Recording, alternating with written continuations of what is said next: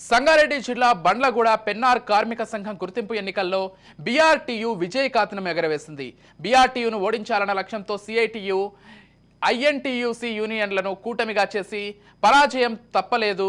గూడెం మహిపాల్ రెడ్డి నాయకత్వంలో వరుసగా రెండోసారి విజయం సాధించిందన్న అధ్యక్షులు రాంబాబు యూనియన్ విజయానికి సహకరించిన ప్రతి కార్మికుడికి ప్రత్యేక కృతజ్ఞతలు తెలిపారు. ఈ విజయాన్ని అంకితం చేస్తూ మరి గతంలో కూడా 2 ఏళ్ల క్రింద 2021న 148 ఓట్ల మెజార్టీతోని ఈ యొక్క కార్మికులు గెలుపునివ్వడం జరిగింది.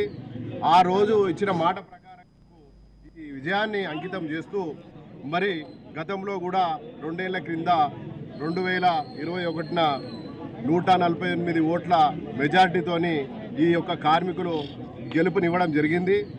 ఆ రోజు ఇచ్చిన మాట ప్రకారం ఈ విజయాన్ని అంకితం చేస్తూ మరి గతంలో కూడా 2 ఏళ్ల క్రింద 2021న 148 ఓట్ల మెజార్టీతోని ఈ యొక్క కార్మికులు గెలుపునివ్వడం జరిగింది.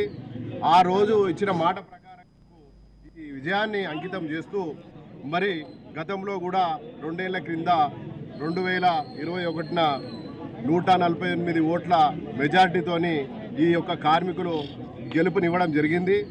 ఆ రోజు ఇచ్చిన మాట